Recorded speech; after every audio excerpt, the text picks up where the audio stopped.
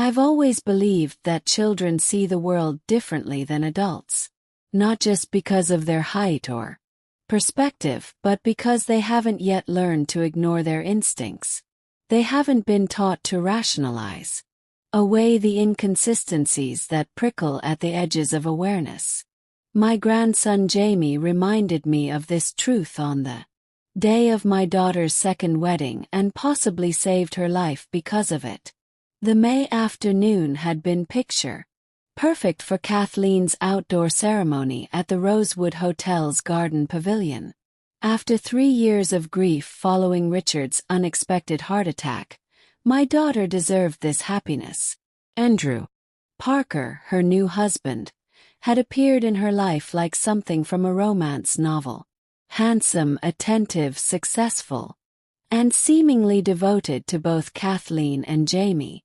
I'd had my reservations, of course, the whirlwind nature of their relationship. The way Andrew sometimes watched Kathleen when he thought no one was looking, not with love but with calculation, the convenient vagueness about his past. But I'd kept my concerns to myself. At 65, I'd learned that unsolicited maternal advice rarely yielded positive results, especially regarding matters of the heart. Reception was in full swing, the ballroom elegant with white roses and crystal. When Jamie abandoned the children's table where he had been contentedly drawing, he rushed to my side, his small face drained of color, his hand cold as it gripped mine. "Grandma Lucy, I want to go home now," he whispered urgently. I set down my champagne flute, immediately concerned. Jamie was a calm child, not prone to outbursts or demands. "What's wrong, sweetheart?" His eyes darted fearfully toward the head table where Kathleen and Andrew sat with their wedding party. "You didn't see what's under the table?" Frowned, following his gaze. The head table was draped with floor-length white linen, adorned with floral arrangements, and glittering tableware. Nothing seemed amiss. "Under the table?" I asked, trying to keep my tone light despite his obvious distress. Jamie nodded vigorously, his voice dropping even lower. "There's a man's wallet. It fell out, but it doesn't have Andrew's picture in it. Has a different name. And a different lady's picture." A chill ran through me despite the warm ballroom. "Are you sure, Jamie?" "I was playing hide and seek with Tyler," he explained, referring to the ring bearer. "And I went under the table and saw it. The ID says Michael Townsend, not Andrew Parker. And there's a picture of him with another lady, not Mom. I've spent 30 years as a forensic psychologist, working with law enforcement, specializing in confidence schemes and fraud before my retirement." Something in Jamie's description triggered my professional instincts. Children. Jamie's age rarely fabricates specific details like names. They might imagine monsters or fears, but not identity documents with consistent alternate personas. "Show me," I said, rising from my seat. "Discreetly, Jamie." He led me toward the head table, where Andrew was engaged in animated conversation with his best man, a slick-looking individual named Drake, who had been introduced as an old college friend. Kathleen was momentarily absent, likely visiting with guests at other tables. "Pretend you're fixing my shoelace," Jamie instructed with a child's straightforward practicality. I knelt beside him near the head table, ostensibly adjusting his small dress. From this vantage point, I could see beneath the white tablecloth, partially hidden by the table leg closest to Andrew's seat, was a leather wallet opened just enough to reveal the edge of what appeared to be an ID card. Without touching it, I could make out the beginning of a name, Mitch, and the top of a photograph that was definitely not Andrew. My heart began to pound. My years of practice, I'd seen countless cases of identity fraud and romantic scams. The possibility that my daughter had just married a man who wasn't who he claimed to be sent adrenaline coursing through my veins. "Grandma Lucy, what do we do?" Jamie whispered, his small face serious beyond his years. A legitimate question with no simple answer. If Andrew or Michael or whoever he was had gone to the trouble of creating a false identity, confronting him directly would only give him an opportunity to destroy evidence and craft explanations. Kathleen, deeply in love and celebrating what she believed was the beginning of her happily ever after, would likely dismiss any accusations without irrefutable proof. "We're going to be very careful," I told Jamie, standing up and smoothing my dress. "And very smart. This is important, Jamie. You can't tell anyone else what you saw. Not even your mom." "Not yet." "Is Mom in danger?" he asked, his lower lip trembling slightly. I chose my words carefully, aware of how perceptive children can be to adult attempts at deception. "I don't think there's any immediate danger, but we need to find out more about Andrew. You did exactly right by telling me." As if summoned by our whispers, Andrew himself approached, champagne flute in hand and his $1,000,000 smile in place. "There's my best guy," he exclaimed, ruffling Jamie's hair. "Are you having fun, buddy?" I watched my grandson's face, seeing the subtle shift as he forced a smile for his new stepfather. At 6 years old, he was already learning the adult skill of masking true feelings behind social courtesy. "Yes," Jamie replied, his voice small but steady. "Grandma, Lucy was just fixing my shoe." Andrew turned that charismatic smile toward me. "Lucy, you look beautiful today." I was just telling Drake how lucky I am to be joining such an amazing family. I returned his smile with practiced ease. Decades of professional experience, allowing me to hide my suspicions. The ceremony was lovely.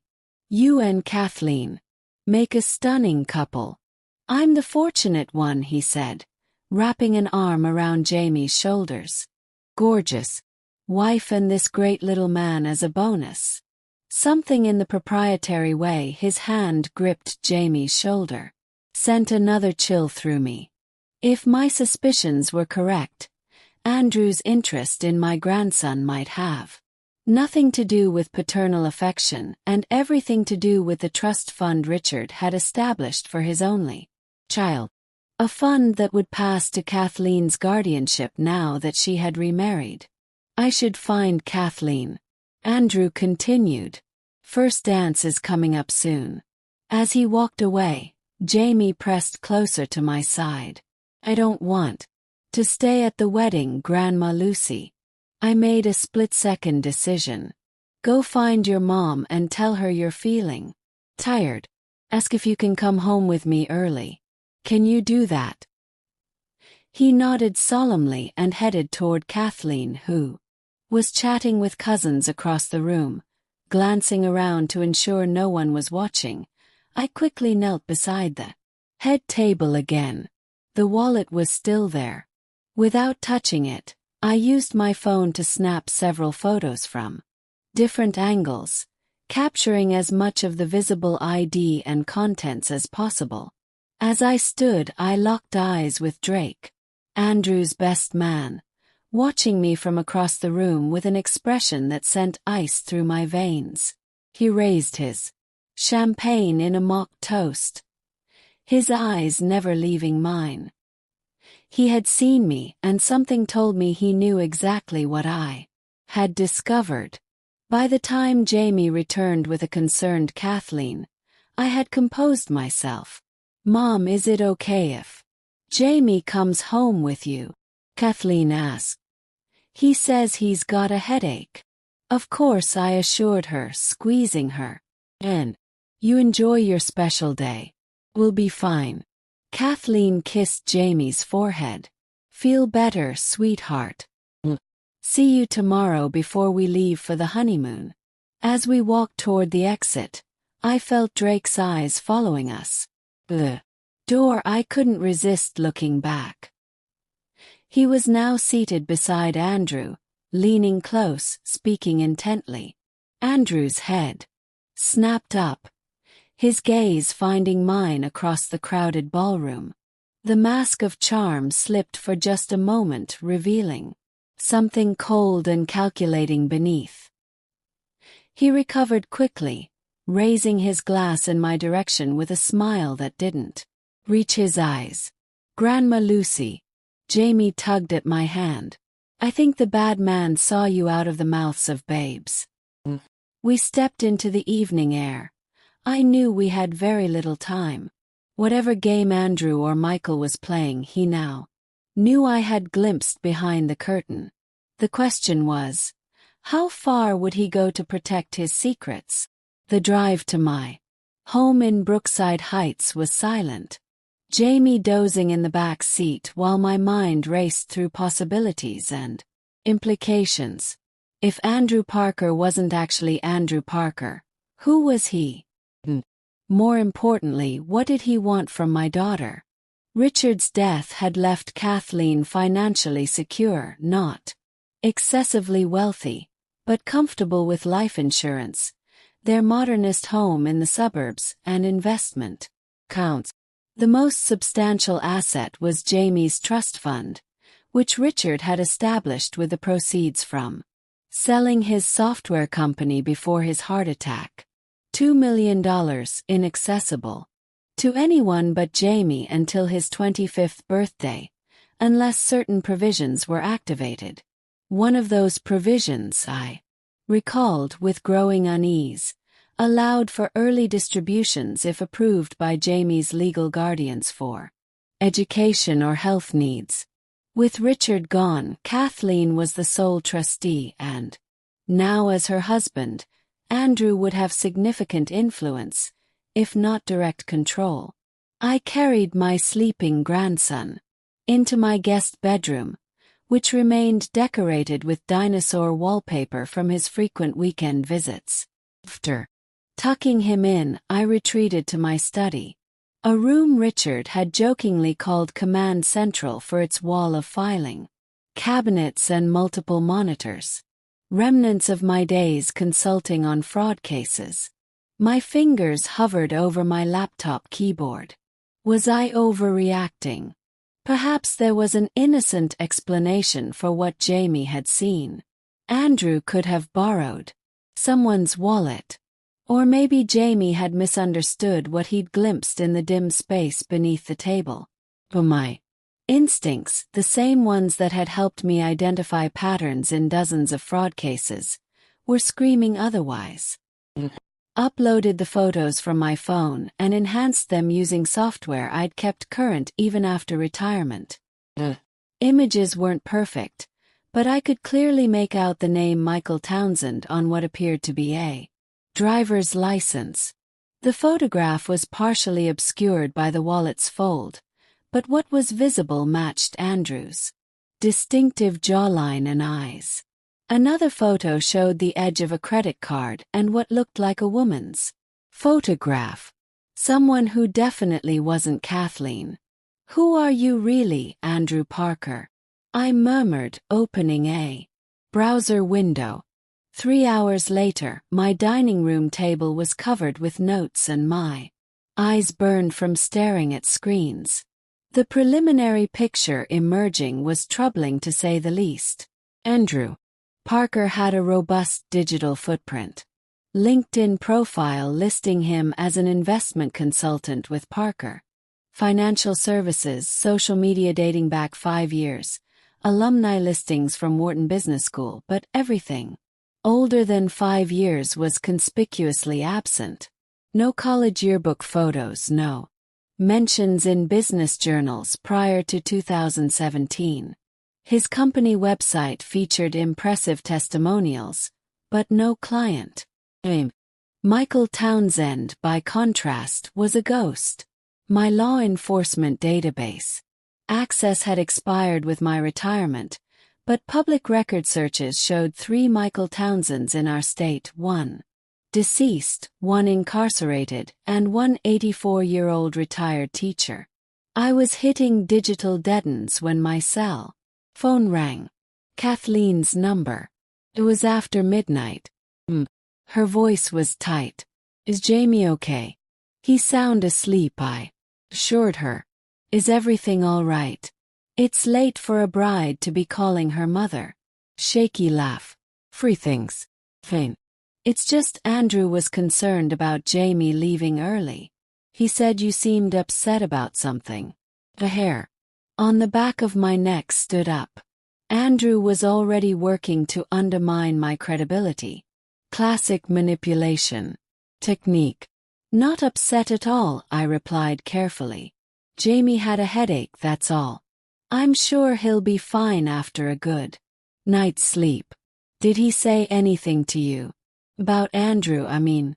The question caught me off guard. Nothing specific. Why do you ask? Pause then. Andrew thinks Jamie might be having trouble adjusting to the idea of having a stepfather. He suggested maybe Jamie should talk to someone professional. Alarm bells clanged in my mind. Andrew was moving quickly to isolate Jamie, the only witness to his true identity. That seems premature, I said, keeping my tone neutral. Jamie's been through a lot with losing Richard. New transitions take time. I know, but Andrew has a friend who specializes in child psychology. He thinks it might help Jamie open up about any concerns. A friend like Drake, the best man who'd watched me with such calculated interest. I needed to tread carefully here. Let's discuss it when you get back from your honeymoon, I suggested. Jamie seems perfectly fine to me, just tired from all the excitement. Okay, Kathleen agreed, sounding relieved. Sorry to call so late. Andrew was just worried. After hanging up, I sat motionless, processing this new development. Andrew was already attempting to control the narrative, positioning Jamie as troubled and me as potentially overreactive. The speed of his response suggested this wasn't improvisation. It felt like a contingency plan being activated. I returned to my research with renewed urgency. If Andrew had used this identity before, there might be patterns. Previous victims. It was nearly 3 a.m. when I found the first red flag. A small obituary from Pittsburgh, dated 4 years ago. Eleanor Townsend, 72, passed peacefully at home after a brief illness. His survived by her husband of 11 months, Michael Townsend. Attached was a grainy photograph of the grieving widower at the funeral, unmistakably Andrew, though with different hair and glasses. Further searching revealed that Eleanor had been a wealthy widow when she'd met the much younger Michael. After her death, her children had contested the will, alleging undue influence, but the case had been dismissed for lack of evidence. Michael Townsend had disappeared shortly after receiving his inheritance. My hands trembled as I continued searching. 2 more obituaries followed the same pattern in different dates. Wealthy older women who'd married younger men died unexpectedly and left everything to their new husbands who subsequently vanished. The faces in the photographs, while deliberately obscured or altered with different styling, all belonged to the man who had just married my daughter. The sound of small footsteps interrupted my thoughts. Jamie stood in the doorway, rubbing his eyes. Grandma Lucy, I had a bad dream. I quickly minimized the browser windows showing funeral photos. Come here, sweetheart. He climbed onto my lap, his small body warm against mine. I dreamed that the bad man took Mommy away, and we couldn't find her. Hugged him tightly, my heart racing. It was just a dream. Your mom is safe. As I comforted my grandson, I wasn't certain those words were true. The pattern I'd uncovered suggested Andrew, or Michael or whatever his real name was, specialized in one thing: marrying women, isolating them from family, and then ensuring they met untimely ends. Once he secured their assets, and he had just married my daughter, the question was no longer whether to intervene, but how quickly I could gather enough evidence to convince Kathleen of the danger before she left for her honeymoon cruise the next day. I held Jamie closer, making a silent promise. I had failed to protect my daughter from this predator once. I would not fail again. Dawn found me still at my desk, eyes gritty from lack of sleep, but mind sharp with purpose. I'd spent the night compiling what information I could find, creating a timeline of Andrew's apparent identities and suspected victims. It wasn't proof that would stand in court, but the pattern was undeniable to my trained eye. Jamie appeared at 7:30, still in his dinosaur pajamas, seemingly recovered from the previous night's distress. "Pancakes," I offered, closing my laptop before he could glimpse the disturbing research. He nodded enthusiastically. "With chocolate chips. Is there any other kind?" I replied with a forced lightness I didn't feel. As he sat at the counter watching me mix batter, I weighed my options. Kathleen and Andrew were scheduled to leave for their 2 Caribbean cruise at 3:00 p.m. If I approached her with my suspicions, without irrefutable evidence, I risked pushing her further into Andrew's arms. My daughter had inherited my stubborn streak, and few things cemented her resolve like being told she was making a mistake. "Jamie," I began carefully, "that wallet you saw yesterday, did you notice anything else about it? Anything at all?" He considered this seriously while licking chocolate from his fingers. "Was blue and it had lots of cards and there was a paper with numbers on it." "Numbers?" I flipped a pancake, keeping my tone conversational. "Like a phone number?" "No," like he furrowed his brow. "Like when mommy checks her bank app. Big numbers with commas, account numbers possibly, or financial figures. Either way, potentially crucial information." "You have a good memory," I told him, sliding a plate of pancakes across the counter. "Mommy says I notice too many things sometimes." He drowned his breakfast in syrup. "She says that's why I get worried a lot." I recalled the way Andrew had immediately suggested Jamie needed professional help for noticing inconsistencies in his stepfather's presentation. Classic gaslighting, making someone doubt their own perceptions. "Noticing things is a superpower," I assured him. "It's what makes you special." Jamie ate. I formulated a plan. I couldn't prevent Kathleen from leaving on her honeymoon, but I could use those 2 weeks to build a case strong enough to convince her when she returned. I needed hard evidence, proof of Andrew's previous identities, financial records, anything concrete that couldn't be dismissed as a concerned mother's imagination. My phone chimed with a text from Kathleen. "Picking up Jamie at 11:00. Need to finish packing. Everything okay?" Replied, "All fine. Jamie slept well. See you at 11:00. 3 hours. Not much time, but enough to set certain wheels in motion." After getting Jamie dressed in fresh clothes, I kept at my house for his visits. I made 2 phone calls. The first was to Martin Prescott, a private investigator who had worked with me on numerous fraud cases before my retirement. Lucy Miller, he greeted warmly. "To what do I owe this resurrection from professional death? I need your services, Martin. Urgently and discreetly. The last time you said that we ended up tracking offshore accounts in the Caymans," he remarked. I'm intrigued. I gave him a condensed version of my concerns and the limited information I'd gathered. I need everything you can find on Andrew Parker, who might also be Michael Townsend, and possibly other identities. Focus on connections to deceased wealthy women. Jesus, Lucy, he muttered. Your daughter married this guy yesterday. Confirmed grimly. They leave for a cruise this afternoon. 2 weeks at sea, effectively unreachable. That's not deal. Martin's tone turned professional. I'll start digging immediately.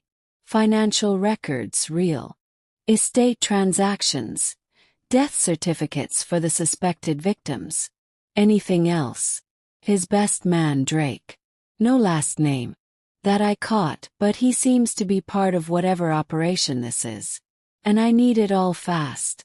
Martin, when they return from this cruise, I want enough evidence to convince Kathleen immediately. Understood. I'll be in. He paused. Lucy, be careful.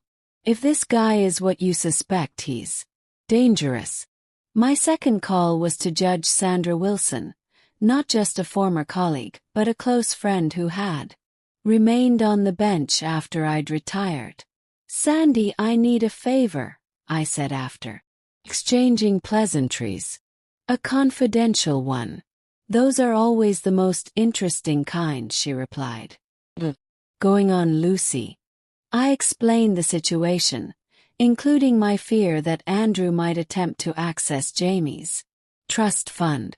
I need to know if there are any legal mechanisms to temporarily freeze or protect those assets without Kathleen's knowledge, I concluded. Just until I can determine whether my suspicions are justified. Complicated, Sandy said thoughtfully. Without concrete evidence of wrongdoing and with Kathleen being the legal trustee, she sighed. Let me consult with a colleague in family court. There might be a way to place a monitoring hold. Wouldn't prevent withdrawals, but it would flag any unusual activity and require additional verification. Would be perfect, I said, relief evident in my voice. I don't want to restrict Kathleen's legitimate access, just protect Jamie's inheritance from potential exploitation. I'll see what I can do, Sandy promised. But Lucy, if this man is as sophisticated as you suspect, he'll have covered his tracks carefully. Be prepared for that. After hanging up, I found Jamie in the living room, unusually quiet, as he arranged his toy dinosaurs in a protective circle. Everything okay, sweetheart? I asked, sitting beside him. Mommy's going away for a long time, he said, not looking up with him. The simple statement held volumes of anxiety.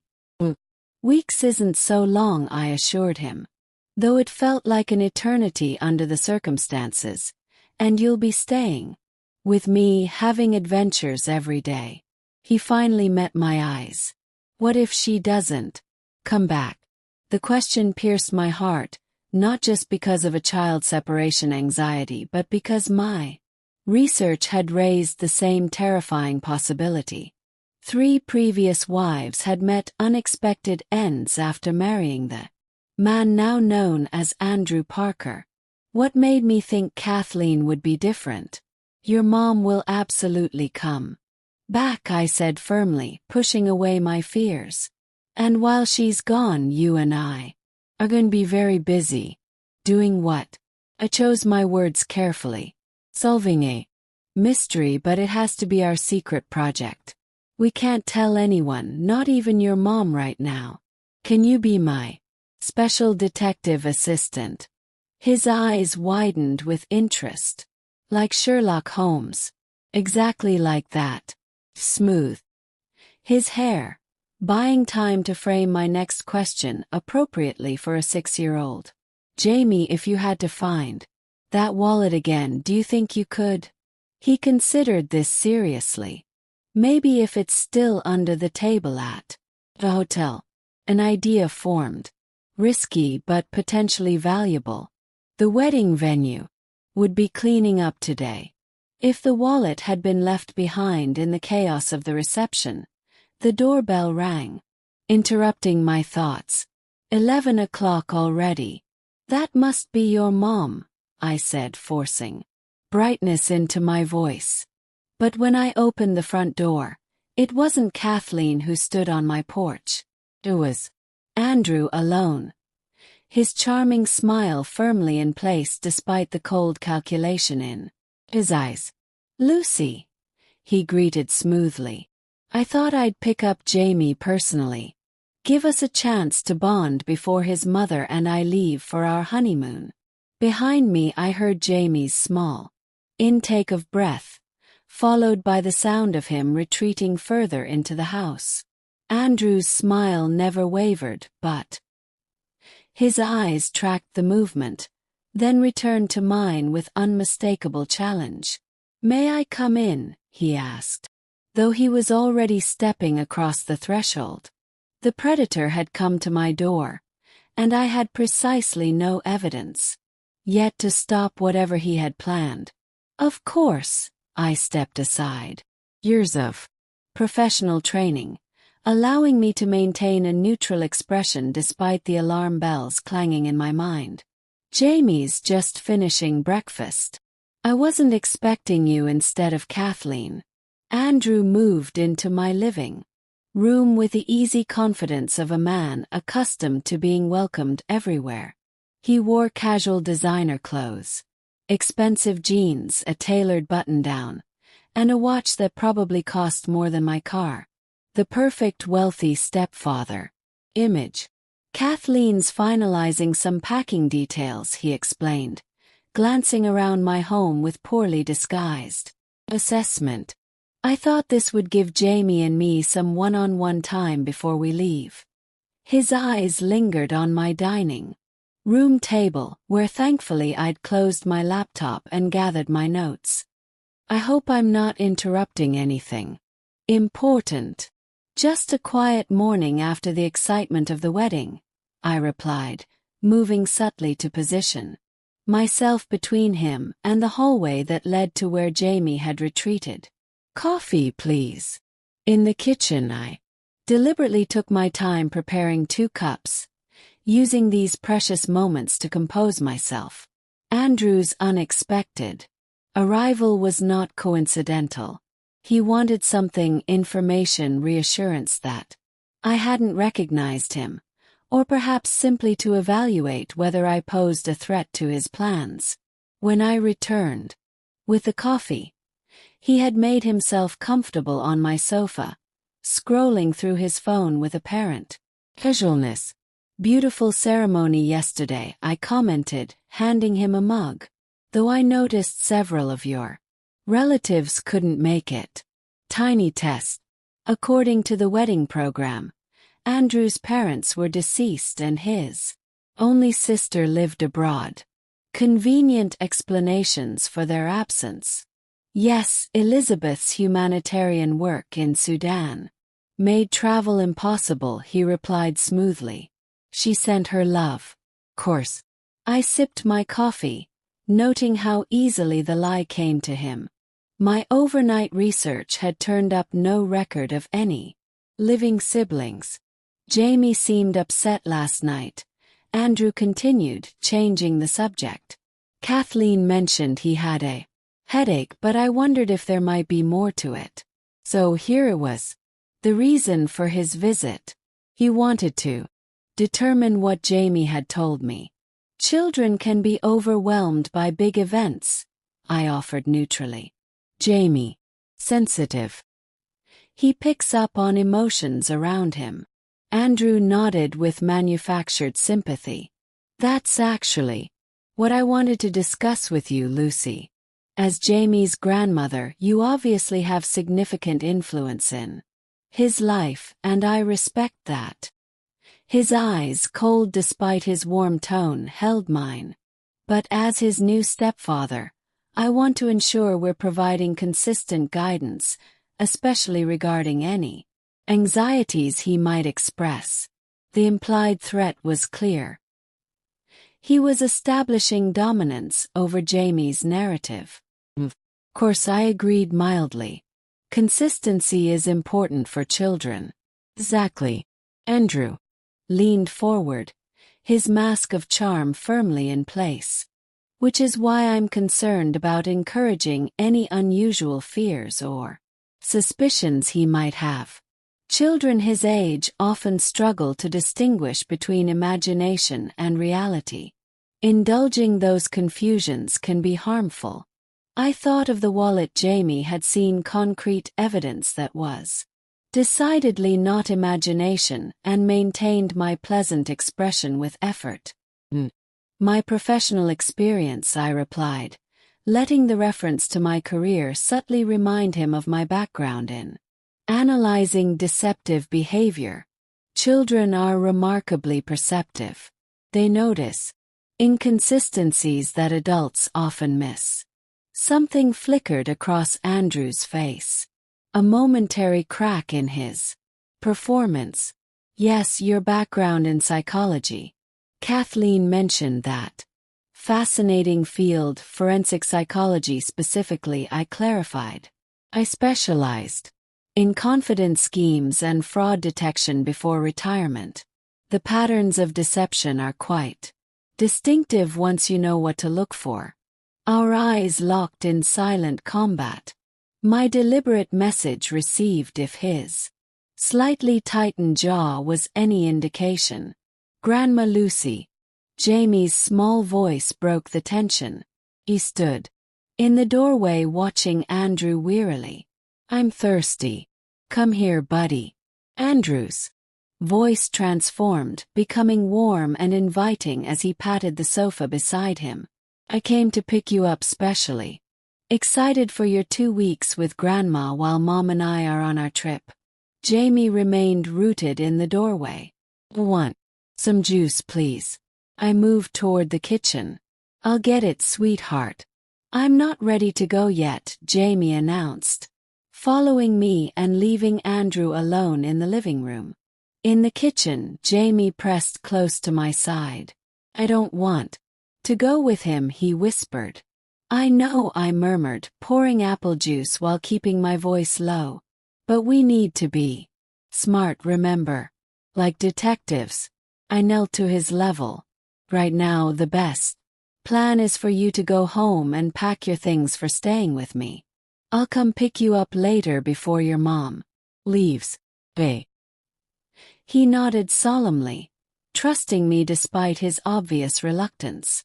When we returned to the living room, Andrew was examining a photograph on my mantel. Kathleen, Richard, and Jamie at the beach too. Years ago before Richard's heart attack. Such a lovely family, Andrew commented, replacing the frame. Kathleen was devastated when she lost Richard.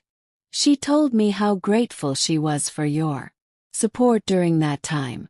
We supported each other, I replied, watching as he checked his expensive watch. We should get going, Jamie. Your mom's waiting, and we have a lot to do before the ship sails.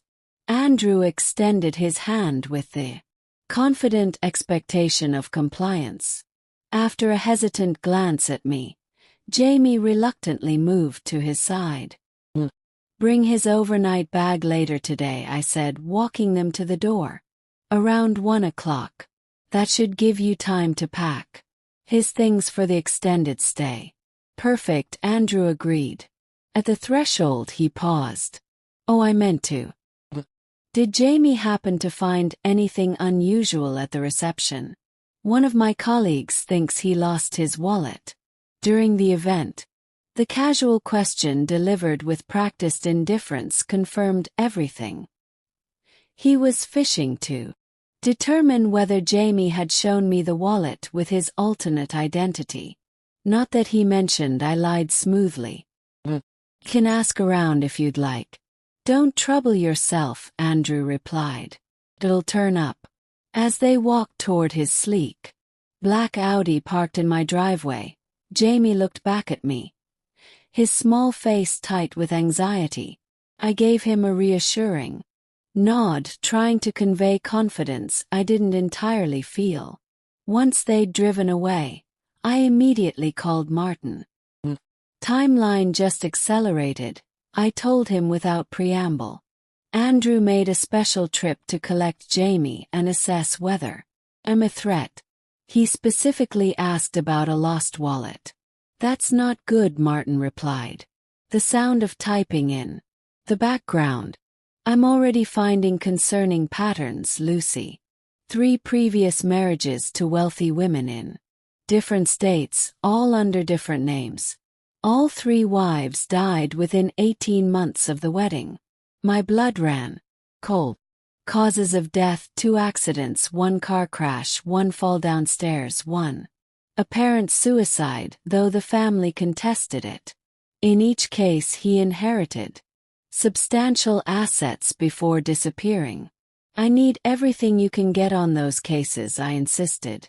And I need it before 3 o'clock today. That's ambitious. It's necessary, I countered. They leave on a cruise ship this afternoon, 2 weeks at sea, largely unreachable. I don't intend to let Kathleen board that ship with. After hanging up, I moved quickly to my study, pulling up my email to check if Judge Wilson had responded with information about protecting Jamie's trust fund. Nothing yet.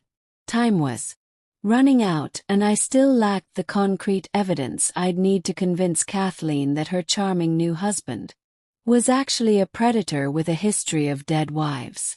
And something told me that if Andrew suspected I was closing in on the truth, he wouldn't wait for the cruise to eliminate the threat I posed. The framed photograph of Kathleen and Richard seemed to watch me from my desk, a painful reminder of what was at stake. I hadn't been able to prevent Richard's death, a genuine tragedy that had broken my daughter's heart. But I would not stand by and watch as a calculating killer led her into danger, one carefully constructed lie at a time. I grabbed my car keys. If Andrew thought his visit had intimidated me into inaction, he was about to discover that underestimating Lucy Miller was a serious miscalculation. My first stop was the Rosewood Hotel, where the aftermath of Kathleen and Andrew's wedding reception was still evident in the ballroom. Staff moved efficiently among the tables, dismantling decorations and clearing leftover glassware. I'm sorry, ma'am, but the area is closed for cleaning, a young employee informed me as I tried to enter. I manufactured my most convincing mail. I understand completely. I'm Lucy Miller, mother of the bride from yesterday's wedding.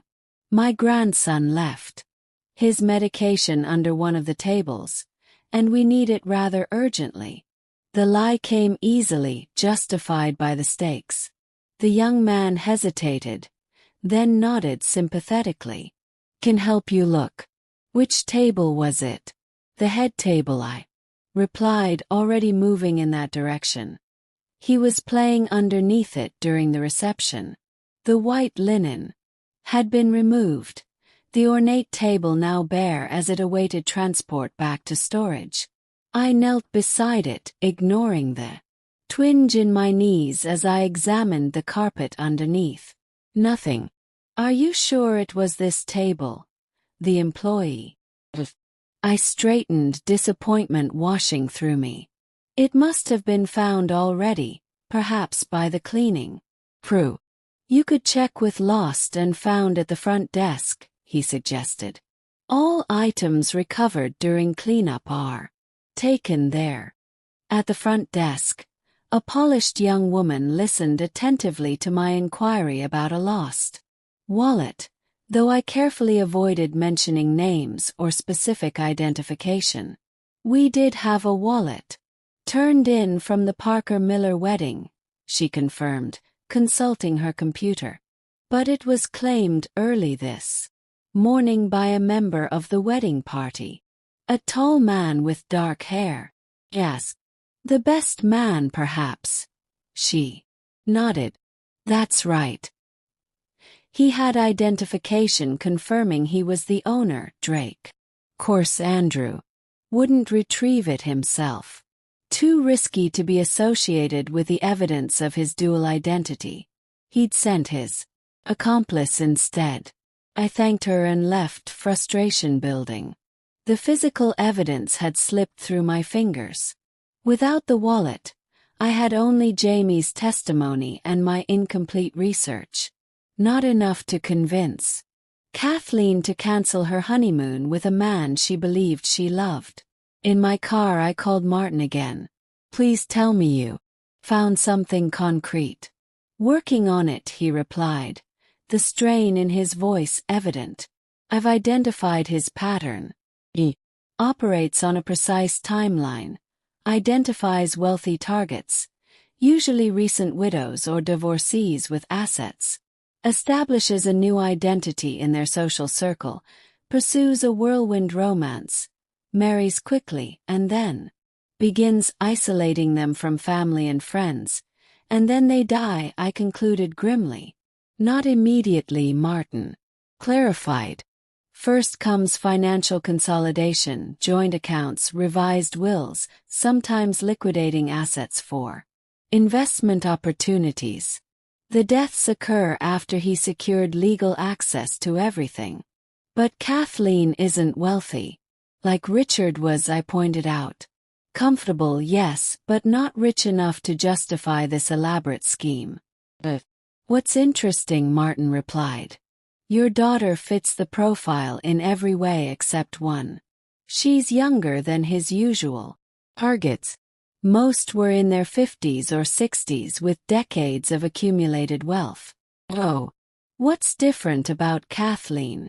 I wondered aloud. A chill running through me as the answer materialized. Jazz.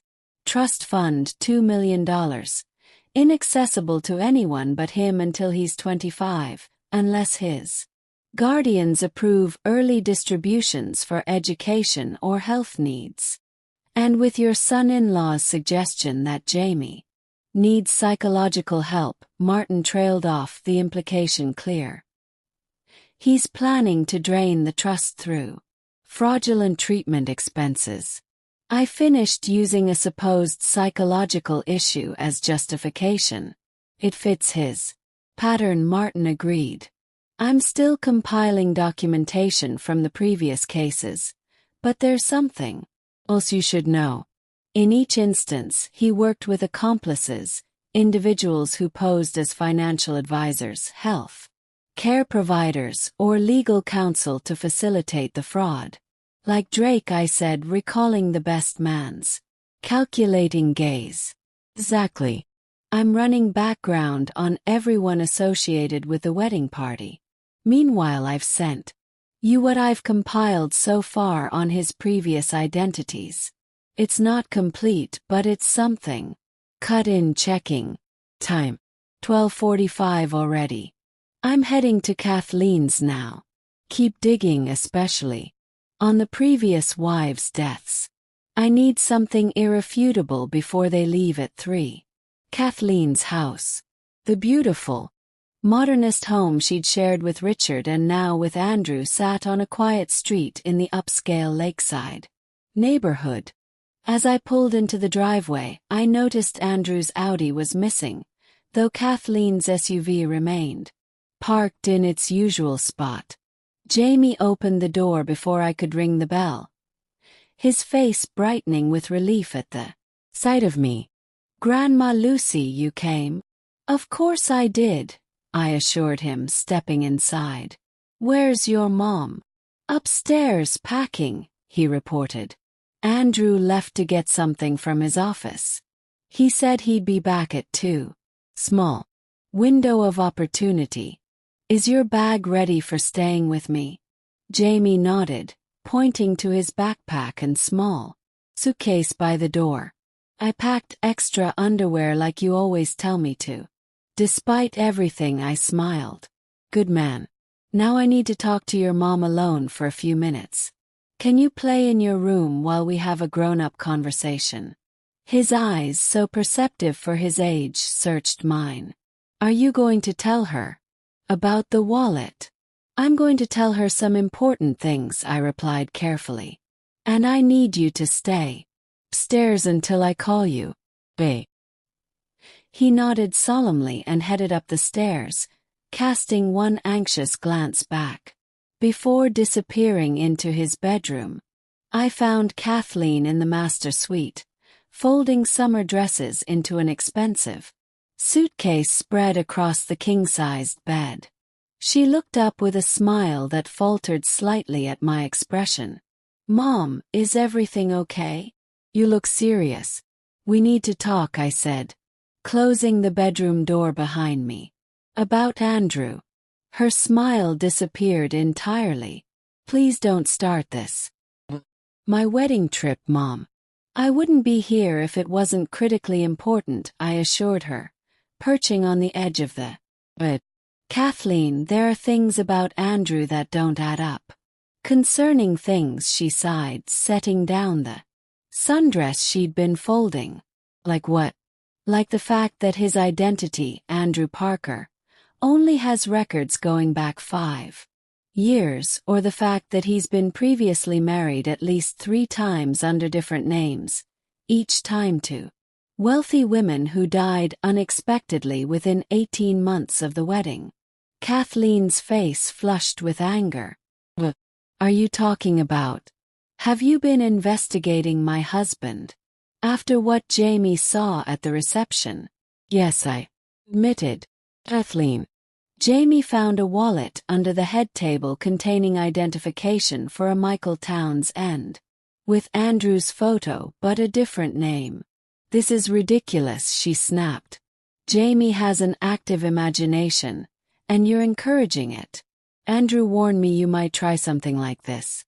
Of course he had. He'd been laying groundwork to discredit me from the beginning. "Warned you?" "Kathleen, think about it. Why would he anticipate objections unless he was hiding something?" "Because he knows how overprotective you are," she retorted. "How you've never thought anyone was good enough for me. Not even Richard at first." That stung because it contained a grain of truth.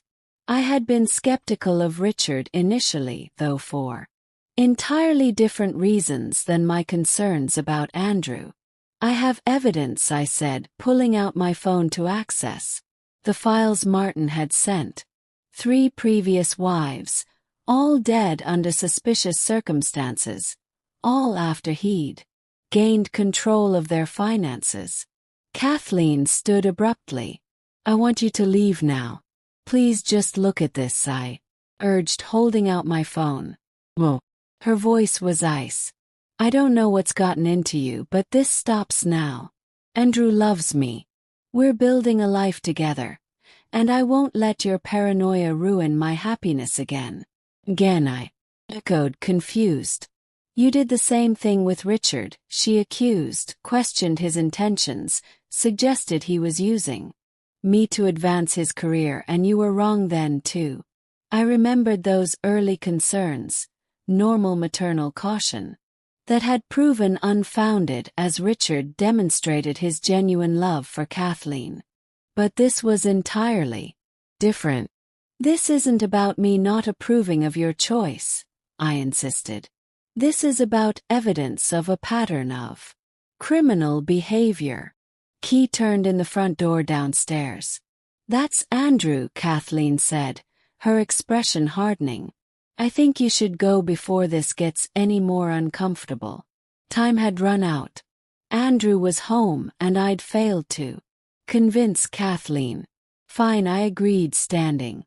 "But please just promise me one thing. Don't sign anything while you're on this cruise. No financial documents, no changes to your will. Nothing until you return and can have your own lawyer review it." Something in my tone must have reached her because her expression softened slightly. "Is that what this is really about? You're worried he's after my money?" "I'm worried. He's after Jamie's trust fund," I corrected. "And I'm terrified about what might happen to you once he secures access to it." Before she could respond, footsteps sounded on the stairs, and Andrew's voice called out cheerfully, "Honey, I'm back." Kathleen gave me a final complicated look, part anger, part doubt, before moving past me to greet her husband. I followed, knowing I'd lost this round, but determined not to give up the fight. One way or another, I would protect my family from the predator who had infiltrated it, even if they couldn't yet see the danger themselves.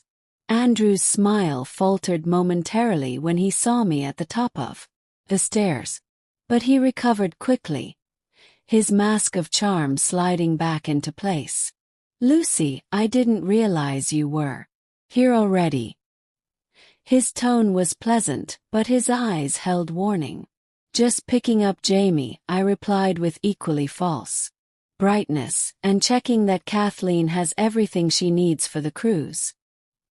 He ascended the stairs, placing a possessive arm around my daughter's waist. "All packed, honey." Kathleen nodded, her expression carefully neutral, as she glanced between us. "Almost done." "I've got something for you," Andrew announced, producing a small jewelry box from his pocket. "Bon voyage gift." Kathleen's face softened as she opened it, revealing a pair of diamond earrings that must have cost thousands. "They're beautiful. Only the best for my wife," he declared, watching me over her shoulder as she embraced him. The message was clear. "See how generous I am, how much I treasure her." Maintained my composure with effort. This, too, fit the pattern Martin had identified. Lavish gifts to reinforce the devoted husband image, particularly when the relationship was threatened. Emotional manipulation through materialism. "I should get Jamie's things to the car," I said, needing a moment away from Andrew's calculating presence. "I'll help," he offered immediately, following me downstairs before I could object. In the foyer out of Kathleen's earshot, his demeanor changed. Kathleen seemed upset when I arrived. "Anything I should know about?" The question was delivered casually, but the threat behind it was unmistakable. "Just pre-trip jitters," I replied, matching his tone. "First time away from Jamie since Richard died." He studied me, obviously unconvinced. "You know, Lucy, I've been thinking about what you said earlier about your background in fraud detection. Fascinating field indeed. I imagine it might lead to certain professional deformations, seeing patterns where none exist." "Perhaps," I acknowledged. "Though in my experience, when something appears inconsistent, there's usually a reason. The mind seeks narrative cohesion." He countered smoothly, even at the expense of reality. Sometimes we were speaking in civilized code, each understanding perfectly what the other meant. He was suggesting I was paranoid. I was letting him know I was on to him. "How long did you say you've been an investment consultant?" asked, changing tactics. "Your firm seems quite successful." A flicker of annoyance crossed his features. 7 years now, though I've been in finance much longer." Another lie. My research showed Parker Financial Services had been incorporated exactly 5 years ago with minimal legitimate activity. Jamie appeared at the top of the stairs, saving Andrew from further questioning. "Grandma Lucy, I found my dinosaur book to bring." "Perfect," I called up, grateful for the interruption. "Come down, sweetheart. We should let your mom and Andrew finish getting ready." As Jamie descended, Andrew crouched to his level, voice warm with fabricated affection. "We're going to miss you, buddy, but when we get back, we'll have lots of fun together. Maybe even look into that special camp I told you about." Jamie's eyes flicked to mine briefly. Anxiety evident. "What special camp?" A place for exceptional kids like you, Andrew explained. With doctors who help. Children understand their feelings better. We can talk more about it when I get back. The implied threat couldn't have been clearer to me. He was already laying groundwork for accessing Jamie's trust through fraudulent treatment expenses and isolating him from my influence in the process. That sounds premature, I interjected mildly. Jamie seems perfectly well adjusted to me. Andrew straightened, his smile never reaching his eyes. Just exploring options. After all, blended families come with unique challenges. Kathleen joined us, wheeling her suitcase. The car service should be here any minute to take us to the port. Right on cue, a black town car pulled into the driveway. Andrew moved immediately to load their luggage, leaving me a brief moment alone with my daughter. Please be careful, I urged quietly. And call me if anything feels wrong, anything at all. Kathleen's expression softened slightly. Mom, I know you're concerned, but you're wrong about Andrew. He's been nothing but supportive and loving. Just promise you'll stay in touch, I insisted. Regular check-ins, of course, she agreed. We'll have Wi-Fi on the ship. I'll text every day.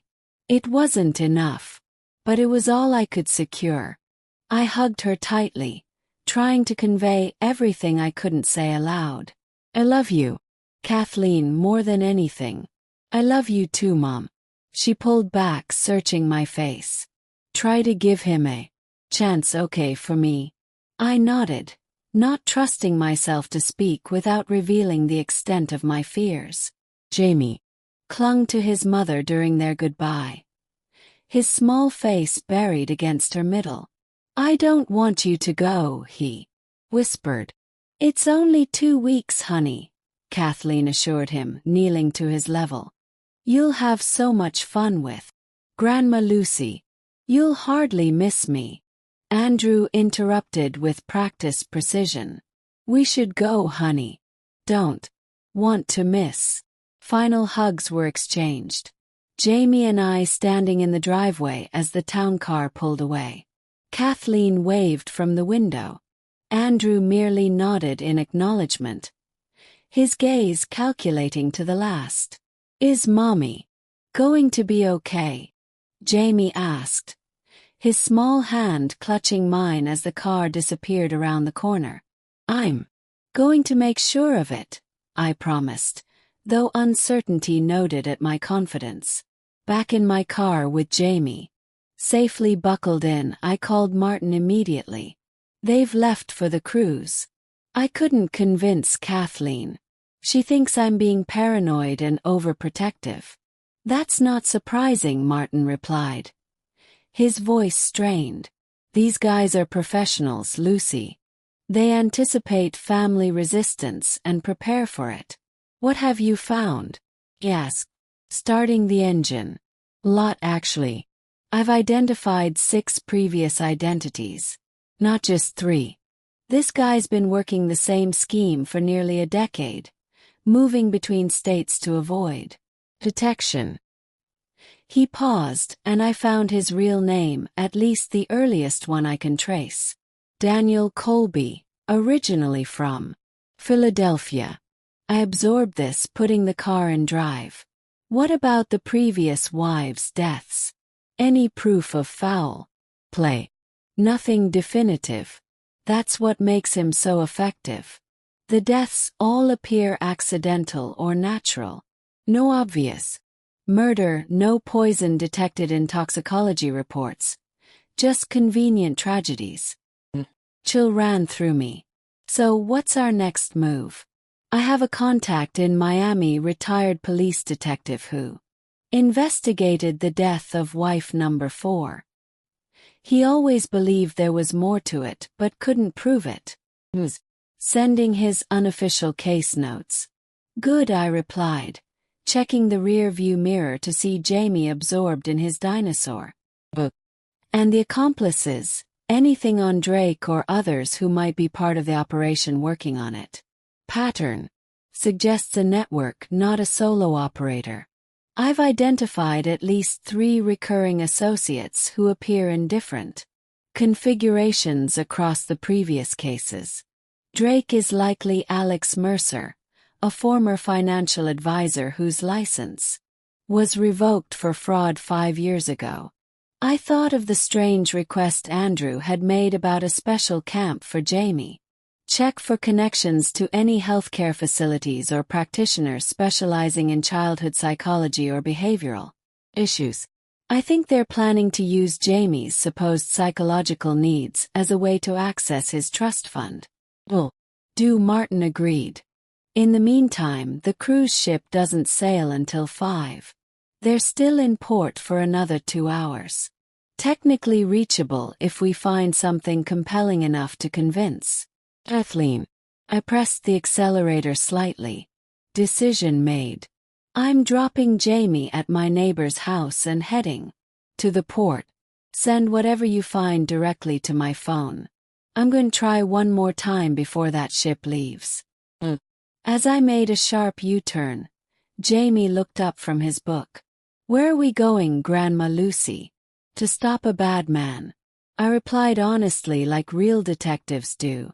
His small face grew serious. Mommy in danger. I considered how to answer, balancing honesty against frightening him unnecessarily. Not right. Now, I said carefully. But Grandma needs to make sure it stays that way. Jamie nodded solemnly. Then you better hurry. From the mouths of babes, I thought grimly, pressing the accelerator further as we raced toward what might be my last chance to save my daughter from the predator she had unwittingly married. The port of Miami's cruise terminal bustled with activity, passengers streaming aboard massive ships, porters maneuvering luggage carts, families taking last-minute photos before departure. I parked haphazardly in the short-term lot, leaving Mrs. Henderson from next door watching Jamie with explicit instructions to allow no one else to pick him up under any circumstances. The Caribbean princess dominated the horizon. A floating city, preparing for departure. Passengers were still boarding, wheeled luggage in tow, faces bright with vacation anticipation. Check the time. 4:15. 45 minutes. Until sailing. My phone buzzed with a message from Martin. Sending critical files now. Former associate from Boston. Case agreed to testify. Police reopening investigation into wife number 2's accidental fall. Seconds later, my email pinged with a substantial attachment. Evidence compiled over Martin's frantic day of investigation. I scanned it quickly while half jogging toward the terminal, focusing on the most damning components. Financial records showing systematic draining of previous wives' accounts. Autopsy reports with subtle inconsistencies highlighted. Photographs of Andrew with different names in different cities, always accompanied by wealthy older women who later died under questionable circumstances. Most critically, Martin had included a sworn statement from a former accomplice who had fallen out with Daniel Colby after a disagreement over proceeds from one of the earlier schemes. Testimony detailed their methodology, the network of associates who provided false professional credentials, and Daniel's chilling indifference when discussing his deceased wives. It wouldn't stand up in court yet, but it might be enough to make Kathleen pause. I approached the security checkpoint breathless. I need to speak with a passenger before the ship departs. It's an emergency. The uniformed agent regarded me skeptically. Do you have a boarding pass, ma'am? Well, I'm not traveling. I just need to deliver critical information to my daughter. I'm sorry, but only ticketed passengers can proceed beyond this point, he recited, clearly accustomed to similar requests. Desperation fueled inspiration. My daughter accidentally took her medication in her luggage. Medication she needs every 6 hours for a serious heart condition. If I don't get it to her before the ship sails, there could be severe medical consequences. The lie worked. After a brief consultation with his supervisor and a cursory check of my ID, I was escorted through security with a temporary visitor's pass.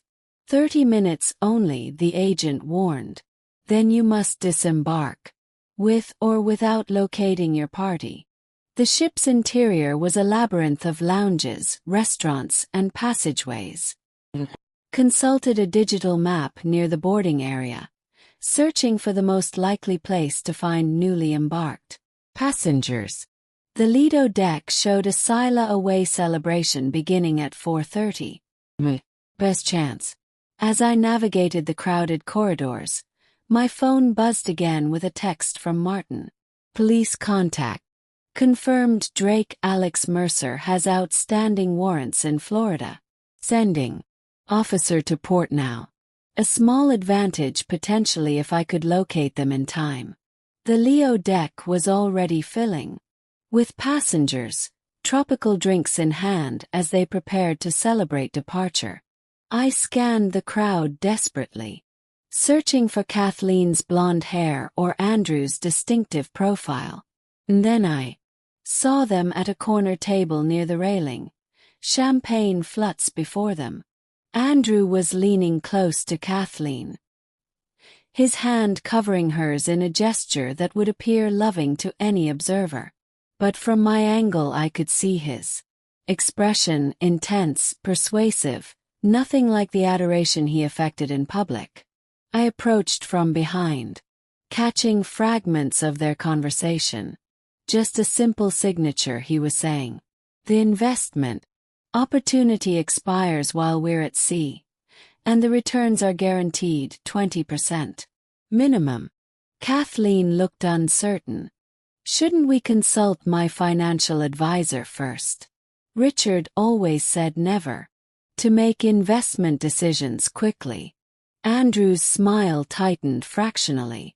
Do you trust me, Kathleen, as your husband? She hesitated, and in that microscopic pause I saw my opening. Kathleen, I said, stepping into view. They both startled, Andrew recovering first, his face transforming instantly from irritation to concerned surprise. Lucy, what are you doing here? His tone suggested worry rather than anger. Is Jamie all right? Jamie's fine, I assured Kathleen, whose face had palled at the implication something might have happened to her son. But we need to talk. Urgently, Andrew stood, positioning himself slightly between us. A subtle act of control disguised as protectiveness. Surely whatever it is can wait until we return, Lucy. The ship is about to depart. It can't wait, I insisted, looking directly at Kathleen. And it concerns the document he's asking you to sign right now. Kathleen's eyes widened, darting to the paperwork half hidden beneath Andrew's hand on the table. How did you know about that? Because it's part of his pattern, I said, pulling out my phone. The same pattern he's executed with at least 6 other women before you. Women who are now dead. Andrew's mask slipped. Momentarily, genuine anger flashing in his eyes before he controlled it. This is beyond inappropriate, Lucy. You're causing a scene based on some delusional. His real name is Daniel Colby, I interrupted, showing Kathleen my phone screen with the earliest photograph Martin had found. A younger version of Andrew with darker hair, but unmistakably the same man.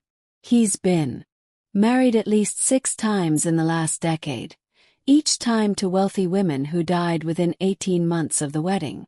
After he'd secured control of their assets, Kathleen stared at the photograph, confusion evident in her expression. This doesn't make sense. Andrew, tell her she's wrong. Of course she's wrong, he replied, smoothly, though I noticed he was already scanning the deck, likely planning his exit strategy. Your mother has clearly worked herself into some paranoid fantasy. Perhaps she should be the one seeing a psychological specialist, not Jamie. The wallet Jamie found under the table contained identification for Michael Townsend. Pressed on, scrolling to another image Martin had sent, a death certificate for Ella Laner Townsend with her surviving husband Michael listed as next of kin, one of his previous identities. He's a con man, Kathleen. A predator who targets vulnerable women with assets. Andrew's expression hardened as he realized I had actual evidence, not merely suspicions. Kathleen, your mother is unwell.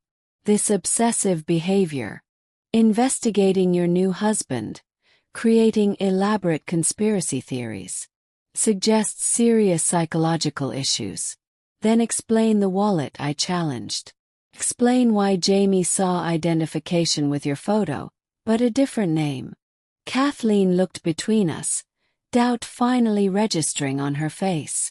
Andrew, his hesitation was brief but telling. There's obviously some misunderstanding. Perhaps Jamie saw someone else's wallet and confused.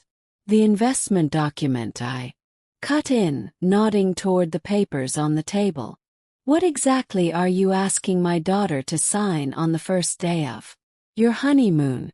Kathleen reached for the papers before Andrew could stop her, scanning the dense legal text with growing concern. This authorizes transfer of assets from my accounts to Parker Holdings Limited in the Cayman Islands. She looked up, confusion, turning to the first hints of suspicion.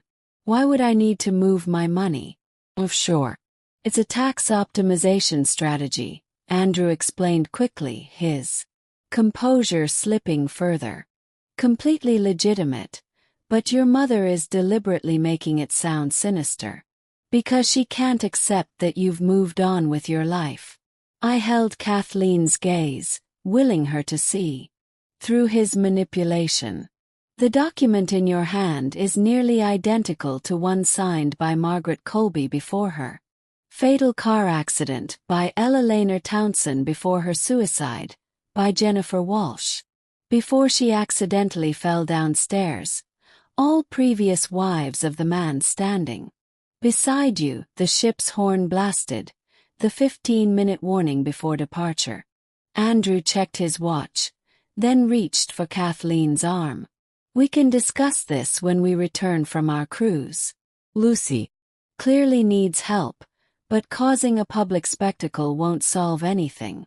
Kathleen pulled her arm away, her expression hardening. I want to see the rest of the evidence, Mom. I'll show you everything. Promise. Relief washing through me at this first sign of her trust. But we need to leave the ship now. It's not safe for you to be alone with him, especially at sea. Andrew's charm disappeared entirely, his voice dropping to a dangerous register. This is your last chance to walk away, Lucy. For your own good. The naked threat confirmed everything, his mask finally slipping to reveal the predator beneath. Kathleen saw it too, her eyes widening as she took an instinctive step away from the man she had married just yesterday. Who are you? She whispered. Before he could respond, uniformed security personnel appeared at the entrance to the deck, accompanied by a man in a suit who surveyed the area with professional assessment. Martin's police contact had arrived. Andrew spotted them immediately, his expression calculating as he evaluated his options. The ship's horn sounded again. Last call before departure. This isn't over, he said quietly, looking directly at me with cold promise. Then he turned and moved swiftly toward the opposite exit, abandoning the pretense entirely. Kathleen stood frozen. The investment documents still clutched in her hand as the reality of her situation began to sink in. "Mom, what just happened?" "Beginning of the truth," I replied, putting my arm around her shoulders. "Let's get off this ship. There's a police officer here who needs to speak with us." As we moved toward security, I glanced back at the table where moments ago my daughter had sat with a killer, unknowingly poised at the edge of a trap that had claimed at least 6 women before her. We had won this round, but Andrew Daniel had escaped, and something told me he wouldn't simply disappear this time. Not when I had disrupted his careful plans so publicly. The threat wasn't over. It had merely entered a new and potentially more dangerous phase. The next 24 hours passed in a blur of police statements, tearful revelations, and security precaution. We spent hours at the Miami-Dade Police Department, where Kathleen struggled to reconcile the man she had married with the predator described in Martin's meticulously compiled evidence. "I don't understand," she repeated, staring at photographs of Andrew with his previous wives. "How could I not have seen any signs?" Detective Carlos Ramirez, Martin's former colleague who had investigated the death of wife number 4, answered gently. "These types of predators are master manipulators, Mrs. Sullivan. They study their victims, identify vulnerabilities, and present exactly the persona that will be most appealing. I wasn't even wealthy like these other women," Kathleen said, confusion evident in her voice. I exchanged glances with Detective Ramirez. "We believe his primary target may have been Jamie's trust fund," I explained carefully. $2 million. Accessible through you as trustee. Comprehension dawned on Kathleen's face, followed by horror. The special camp he kept mentioning for Jamie, the child psychologist friend he wanted Jamie to see. Common tactic, Ramirez confirmed. Create a fictitious health or developmental concern, then funnel money through fraudulent treatment facilities. Controlled by accomplices. Tears welled in Kathleen's eyes. "I brought this monster into our lives, into Jamie's life." I squeezed her hand. "You were targeted by a professional predator who has successfully deceived at least 6 other intelligent, capable women. This isn't your fault." While Kathleen gave her statement, I stepped outside to call my neighbor and check on Jamie. Mrs. Henderson assured me he was fine, currently engaged in a heated dinosaur battle with her grandson, who had come over to keep him company. Martin joined me in the hallway, his expression grim despite our apparent victory. "They haven't found him. He vanished from the ship before security could locate him." "What about Drake?" Alex Mercer asked. "In custody. He was trying to leave the port when officers apprehended him. He's already negotiating for leniency in exchange for information. Will it be enough to ensure Andrew Daniel is prosecuted if they find him?" Martin hesitated. "It's complicated. Each case was in a different jurisdiction with different circumstances. Building a comprehensive case that connects all the deaths will take time." I absorbed this reality with growing unease. So he could still escape justice possibly. But his network is compromised, his current identity exposed. He'll have to start over completely. Martin's expression softened slightly. "You saved your daughter, Lucy. That's what matters most." Later that evening we checked into a Miami hotel, under police protection while arrangements were made for our return to Chicago. Kathleen sat on the edge of her bed, staring blankly at the wall while I ordered room service for us both. "Loved him," she said quietly after I hung up the phone. "Or thought I did. Token. I trust my own judgment after this. I sat beside her, choosing my words carefully. You trusted your instincts. When it mattered most. When I showed you the evidence, you didn't dismiss it. You were open to the truth, even though it was painful. She leaned against my shoulder, seeming suddenly much younger than her 38 years. Keep thinking about all the little inconsistencies I rationalized away, the vague answers about his past, the way he sometimes watched me when he thought I wasn't looking, not lovingly, but assessing. Predators count on our tendency to dismiss those instinctual warnings, I said. To choose the explanation that allows us to maintain our preferred narrative. Jamie saw through him immediately, Kathleen noted with a sad smile. Children haven't yet learned to ignore their intuition. The mention of Jamie brought a renewed sense of urgency. We should get back to Chicago as soon as possible. I don't like having him so far away, even with protection in place. Do you think Andrew Daniel, whatever his name is, would try to reach Jamie? Alarm sharpened her voice. Don't know, I admitted, but I'd rather not take chances. Detective Ramirez had arranged for police escorts to the airport the following morning and notified Chicago authorities to maintain surveillance on my home, where Mrs. Henderson was still watching Jamie. But protection details couldn't last indefinitely. Eventually we would have to return to normal life, even with a dangerous man potentially seeking revenge. My phone rang. Martin again. Drake's talking, he reported without preamble. And it's worse than we thought. Apparently, Daniel's operation is larger than anyone suspected. He has at least 2 other active identities in different states with different accomplices. A parallel operation. I clarified, stepping into the bathroom so Kathleen wouldn't overhear this disturbing development. Exactly. And Drake claims he doesn't know the details of these other operations. They're compartmentalized for security.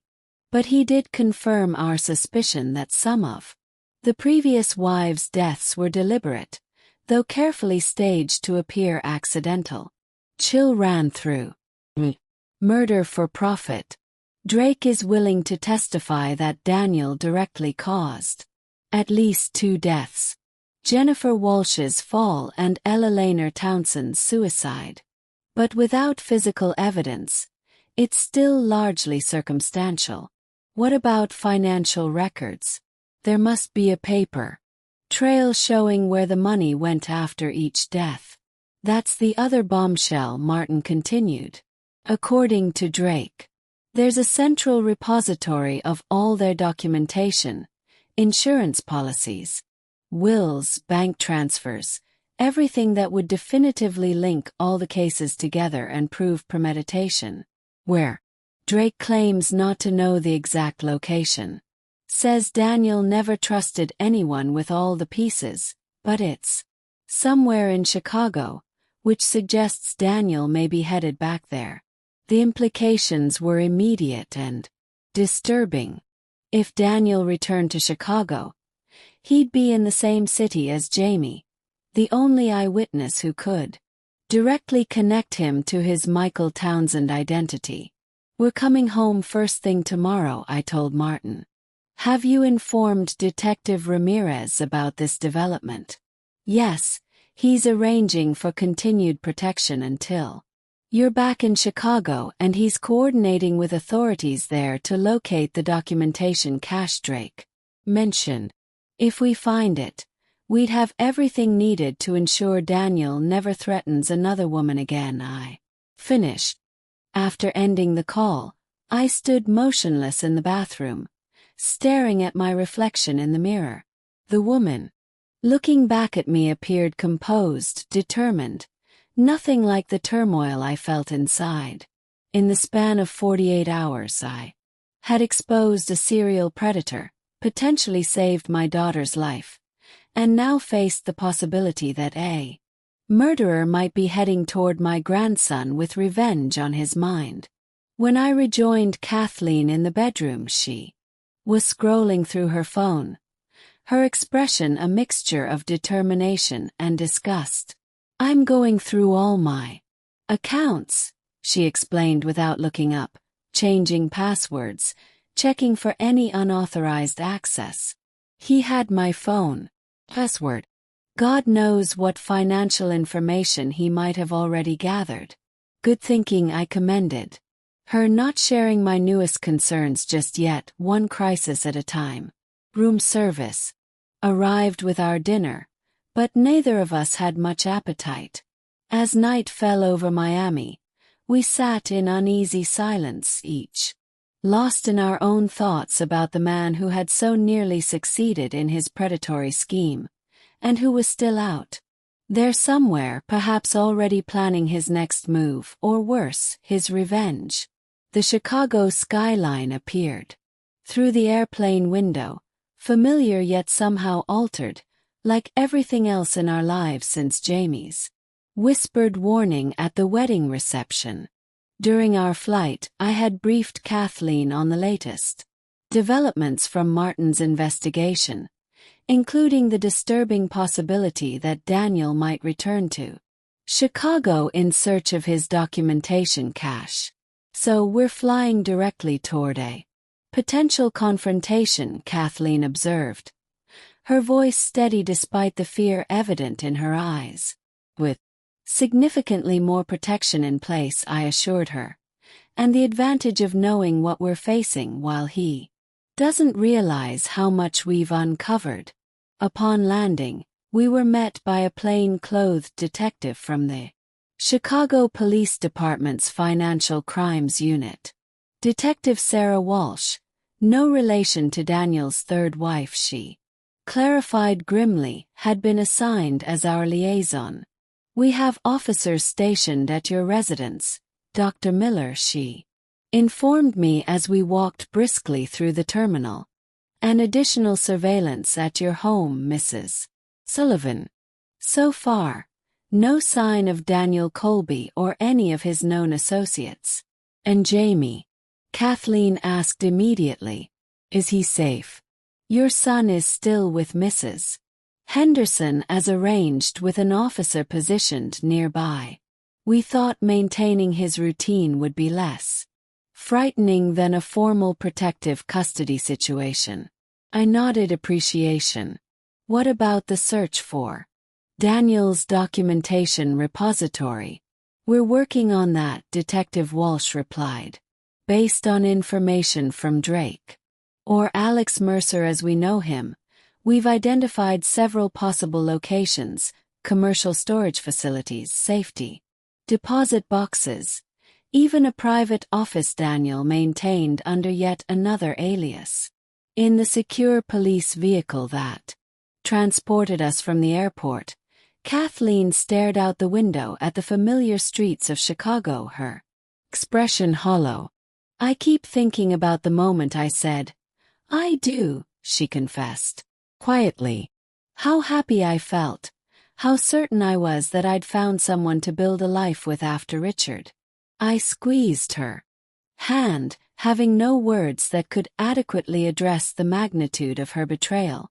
My brilliant, capable daughter had been systematically deceived by a practiced predator, a man who had likely already been planning her demise, even as he'd pledged eternal love.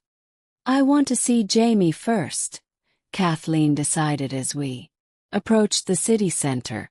"Before we go home or talk to more police, I need to hold my son." Detective Walsh nodded, understanding, and redirected our driver toward Mrs. Henderson's address in my neighborhood. "We'll maintain the escort standard procedure until we have Colby in custody." Mrs. Henderson's modest bungalow looked exactly as it always did. Flower boxes blooming with petunias, American flag by the door, worn welcome mat proclaiming, "Wipe your paws." The normality of it provided strange comfort after days of extraordinary danger. Jamie burst through the front door before we had fully exited the police vehicle, his small body launching into Kathleen's arms with such force she staggered slightly. "Mommy, you came back early." His face radiated joy, then shifted to confusion as he noticed the police presence. "Why are there police cars?" "They're helping us with something important," Kathleen explained, holding him tightly. "Did you have fun with Mrs. Henderson?" "We made cookies and watched dinosaur movies," he reported, "and her grandson Tyler showed me his rock collection." His expression grew serious as he lowered his voice. "Did you find out about the bad man?" Kathleen met my eyes over Jamie's head, the painful confirmation of his perceptiveness evident in her gaze. "Yes, honey. Grandma Lucy helped us discover the truth." Mrs. Henderson appeared in the doorway, concern etched on her kind face. "Come inside, all of you. Standing out here is just asking for neighborhood gossip once." Inside with Jamie settled in the kitchen enjoying milk and leftover cookies under Mrs. Henderson's supervision.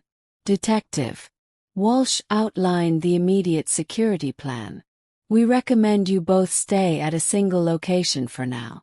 Easier to secure than two separate residences. Dr. Miller's home would be preferable as it's already under surveillance." Kathleen nodded agreement. "We'll need to collect some things from my house first. I'll arrange an escort," Walsh assured. "In the meantime, I should update you on a development from Miami. Drake Alex Mercer has provided additional information about Daniel's documentation repository in exchange for consideration in his case." My attention sharpened. "What information?" "He claims all records are kept in a storage unit registered under the name Thomas Griffith, another of Daniel's aliases. The unit contains evidence from every operation, financial documents, identity papers, even planning materials for what he euphemistically called exit strategies for his wives." "Exit strategies," Kathleen repeated hollowly. "Murder plans, you mean?" Walsh nodded grimly. "We're obtaining warrants for all storage facilities in the greater Chicago area, cross-referencing with the identity information Drake provided. It's only a matter of time before we locate it." Daniel himself, I pressed. "Any indication of his whereabouts?" "Not yet. But he's lost his support network. His current identity is compromised, and law enforcement in multiple states is looking for him. His options are limited." I wasn't comforted. Men like Daniel, cornered and desperate, became unpredictable and potentially more dangerous. After Walsh departed with promises to return with updates, Kathleen and I joined Jamie in the kitchen, watching him cheerfully explain his dinosaur drawings to Mrs. Henderson. The reality of how close we'd come to disaster struck me anew. If not for his chance discovery of that wallet, Kathleen might now be at sea with a murderer, potentially never to return. "We should go collect your things," I suggested to Kathleen. "Get settled at my place before dark." She nodded, though her gaze remained fixed on Jamie. "Can't believe I almost that I could have." Words failed her. "But you didn't," I reminded her gently. "We caught it in. And now we'll make sure he never threatens anyone again." The police escort to Kathleen's house, the modernist home she had shared with Richard and briefly with Daniel, arrived promptly. As we prepared to leave, Jamie tugged at my sleeve. "Grandma Lucy, is the bad man gone forever now?" Crouched to his level, weighing honesty against reassurance. "Not yet, sweetheart. But a lot of good people are working very hard to find him and make sure he can't hurt anyone else. Because of what I saw under the table." "That's right. You noticed something important that grown-ups missed." You were very brave to tell me about it. His small face grew serious. Knew he was bad the first time I met him. He smiled with his mouth but not his eyes. From the mouths of babes, I thought again, marveling at the unfiltered perceptiveness of children, their ability to recognize inconsistencies that adults had learned to rationalize away. As we drove toward Kathleen's house, flanked by unmarked police vehicles, I couldn't shake a growing sense of unease. Everything seemed to be proceeding according to plan. Daniel's network exposed, evidence being gathered, protection in place for family. Yet something felt wrong, like the investigative equivalent of the prickling sensation Jamie had described when first meeting Daniel. An intuitive warning that not everything was as it appeared. I stared out the window at the familiar streets of Chicago, wondering what critical detail we might still be missing, and whether we would identify it before Daniel made his next move. Kathleen's house stood elegant and imposing against the late afternoon sky. Its modernist lines and expansive windows, a testament to Richard's architectural preferences. As we approached, escorted by 2 plainclothes officers, I couldn't shake my growing sense of disgust. Something feels wrong, I murmured to Kathleen as we paused at the front walk. She glanced at me, concern flickering across her face. What do you mean? I scanned the property, noting nothing obviously amiss. I'm not sure, just intuition. One of the officers, Detective Parker, ironically sharing a surname with Daniel's latest false identity, spoke into his radio, confirming the house had been checked earlier and found secure. Well, do another sweep before you enter, he assured us, gesturing for his partner to circle around back while he approached the front door. I remained on the walkway with Kathleen, both of us watching intently as Detective Parker unlocked the door using the key we'd provided and disappeared inside. Minutes later, his voice crackled through his partner's radio. All clear on the main floor and upstairs, moving to the basement. Kathleen exhaled slowly. Maybe I should wait to do this. We could buy whatever we need for tonight and come back tomorrow. We're here now with police protection, I reasoned, though my own unease hadn't subsided. Let's get what you need and leave quickly. When Detective Parker emerged to signal the alcohol, we entered the house cautiously.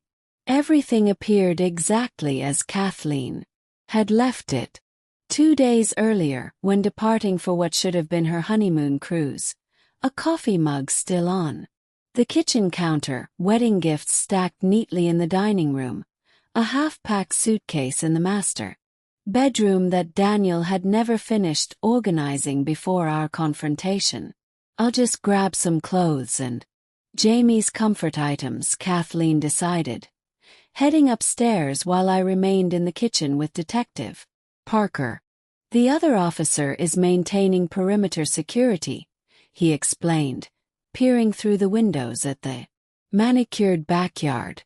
Standard procedure, I nodded, moving toward the refrigerator to check for perishables that might need to be discarded. As I opened the door, a magnetized notepad caught my eye. Simple shopping list in Daniel's handwriting. Such a mundane artifact of domestic life, yet now sinister in its implication of normally. Had he been planning grocery shopping even as he plotted to potentially murder my daughter? A muffled thump from upstairs interrupted my dark thoughts. Kathleen called. Everything okay? No response. Detective Parker was already moving toward the staircase, hand hovering near his weapon. Mrs. Sullivan. The silence stretched, my heart rate accelerating with each passing second.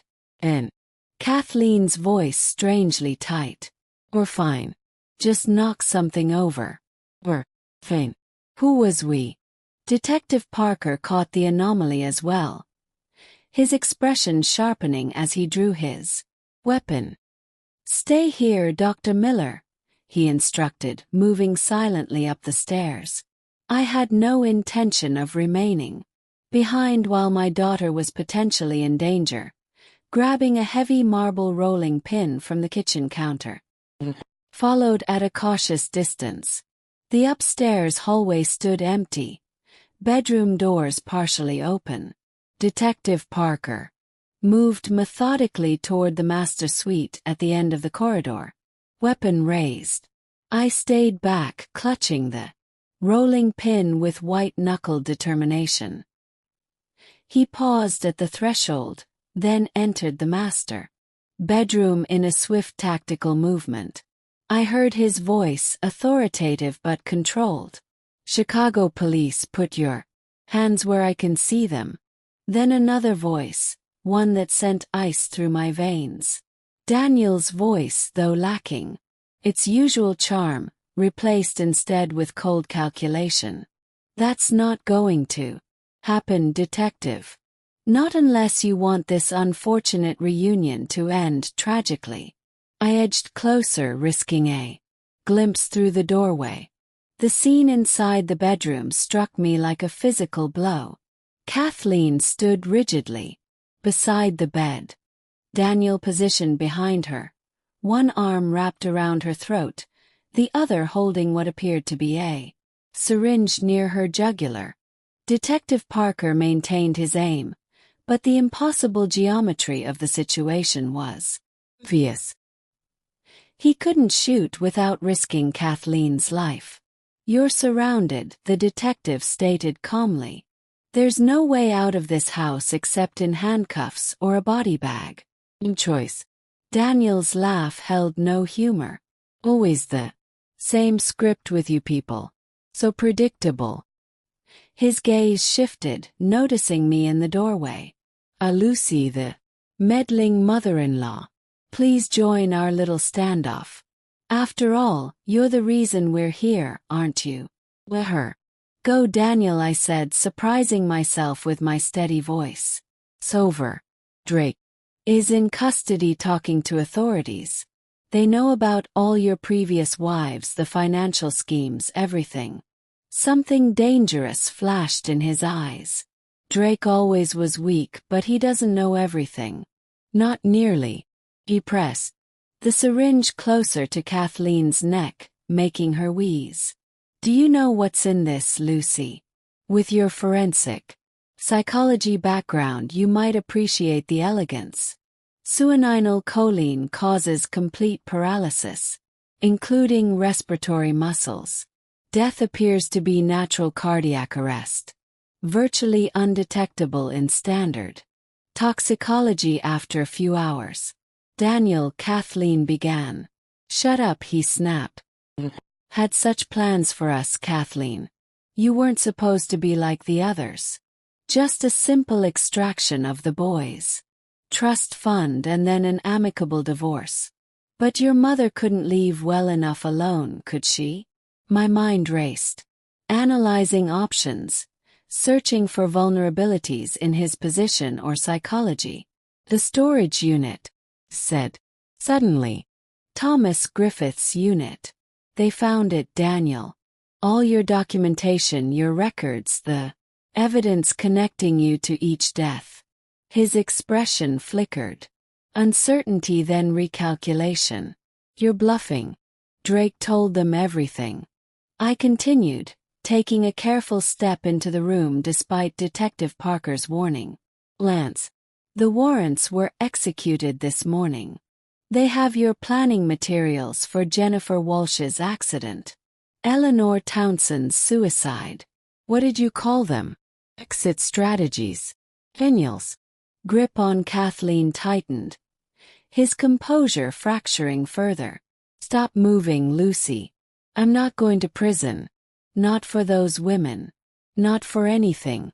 There's no other ending now," I said, continuing my slow advance, the rolling pin partially concealed against my leg. "The only question is whether you add Kathleen's murder to the charges, guaranteeing yourself a death penalty, or whether you surrender and retain some. Negotiating leverage with prosecutors. His eyes darted between me, Detective Parker, and the windows, assessing escape routes that didn't exist. I could almost see the calculations running behind his eyes, the cost-benefit analysis of different violent scenarios. Even if I let her go, I'm looking at multiple life sentences, he said. Finally, not much incentive to surrender. You're overlooking something important, I replied, now within 10 feet of them. You've never been caught before, never had to face consequences. Don't you want to show the world how brilliant you were? How you operated undetected for years, outwitting authorities across multiple jurisdictions. A flicker of narcissistic pride crossed his features. The weakness I'd been probing for. All confidence men shared this Achilles heel. Their overwhelming belief in their own exceptional intelligence. Nobody else knows the full scope, he acknowledged, the syringe wavering slightly as his focus shifted to this new consideration. Not even Drake. Exactly, I encouraged. Only you can reveal the true genius behind the operation. Otherwise, you're just another footnote. Your methods misunderstood or attributed to others. For a crucial moment, his ego wrestled with his survival instinct, just long enough for Kathleen to make her move. With a sharp backward thrust of her elbow into his solar plexus, she created momentary separation between them. Lunged forward, swinging the rolling pin with every ounce of strength I possessed, striking his wrist with a crack that sent the syringe flying across the room. Detective Parker moved instantly, tackling Daniel to the ground. As I pulled Kathleen clear of the struggle, the second officer burst through the door, summoned by the commotion, and within moments Daniel was subdued, handcuffed, and being recited his rights. The practiced charm entirely gone, replaced by impotent fury. This isn't over, he spat as they hauled him to his feet. You have no idea what you're dealing with. I met his gaze steadily. Neither did you. As the officers led him away, Kathleen collapsed against me, delayed shock setting in. I held her tightly, my own adrenaline crash, making my knees weak. How did he get in? She managed between shaky breath. They said the house was clear. He must have already been here, I realized. Hidden somewhere. The officers didn't check, waiting. The thought sent another chill through me. How long had he been in the house? Had he anticipated our return, prepared specifically for this confrontation? So what else might he have planned that we had narrowly avoided? As police vehicles with flashing lights converged on the house and a paramedic checked Kathleen for injuries, I stepped outside for a moment of air. The evening sky had darkened to deep indigo, neighborhood lights coming on one by one. Ordinary lives continuing all around us, unaware of the drama that had just unfolded. Phone buzzed, Mrs. Henderson checking on our status. I reassured her that we were safe, that Jamie was to remain with her until we arrived, and that the danger had passed. Had it though? Daniel was in custody, but his final words echoed in my mind. This isn't over. What else didn't we know? What contingencies might a man like Daniel Colby have established for his potential capture? As I watched him being placed in a police vehicle, our eyes met briefly through the window. Despite his circumstances, a slight smile curved his lips. Not defeat, but something more disturbing. The smile of a man with one more card to play. Months after Daniel Colby's arrest, life had settled into a new normal. Not the same as before, but a workable rhythm. Nonetheless, Kathleen and Jamie had moved in with me temporarily while her house sold. She couldn't bear to live there after what had happened in the master bedroom. The proceeds would fund their fresh start in a new neighborhood, away from memories of both Richard and Daniel. The case against Daniel expanded weekly as investigators connected dots. Across states and jurisdictions, 6 confirmed marriages, 4 suspicious deaths, millions in stolen assets. Drake's testimony had indeed been invaluable, though his deal with prosecutors ensured he would serve minimal time compared to his former associate. On a crisp fall morning, Detective Walsh arrived at my home with a cardboard box and a grim expression. "We've finished processing the storage unit," she explained as I led her to the kitchen where coffee waited. "Most items are still in evidence, but these personal effects were cleared for return to your family." I examined the box's contents, photo albums and keepsakes from Kathleen's house, items seized during the initial investigation to determine what Daniel might have tampered with. Among them I was surprised to find Richard's old leather-bound journal, something I hadn't even realized was missing. "We found this hidden in a false bottom of Daniel's closet organizer," Walsh explained, noticing my focus on the journal. "Forensics confirmed his fingerprints throughout. He appears to have studied it extensively." A chill ran through me as I gently opened the journal, recognizing Richard's meticulous handwriting. My late son-in-law had kept detailed records of his thoughts, business decisions, and family matters, including, I now realized with growing horror, comprehensive notes about Jamie's trust fund, family birthdays, personal histories, and private jokes. "He used this to study them," I said quietly, "to become the perfect partner for Kathleen. He knew exactly what she missed about Richard, what she valued, what would resonate with her emotionally." Walsh nodded grimly. "Classic predator methodology, but executed with exceptional thoroughness." The storage unit contained similar research materials for each of his targets. He left nothing to chance. I continued paging through the journal, stopping abruptly at an entry from shortly before Richard's death, a routine medical checkup noting elevated blood pressure, a new prescription, and a scheduled follow-up appointment that never occurred because of his fatal heart attack 3 weeks later. Terrible. Suspicion bloomed. "Detective, was there any evidence in Daniel's records regarding Richard's death?" Her expression confirmed my fears before she spoke. "We've reopened the investigation into your son-in-law's death. The medical examiner is reviewing tissue samples that were preserved. Preliminary findings suggest the presence of a compound that could induce cardiac symptoms indistinguishable from a natural heart attack." The room seemed to tilt beneath me. "He murdered Richard to create his opportunity with Kathleen." "We believe so. Daniel's records included surveillance notes on your daughter and her family dating back nearly 6 months before Richard's death."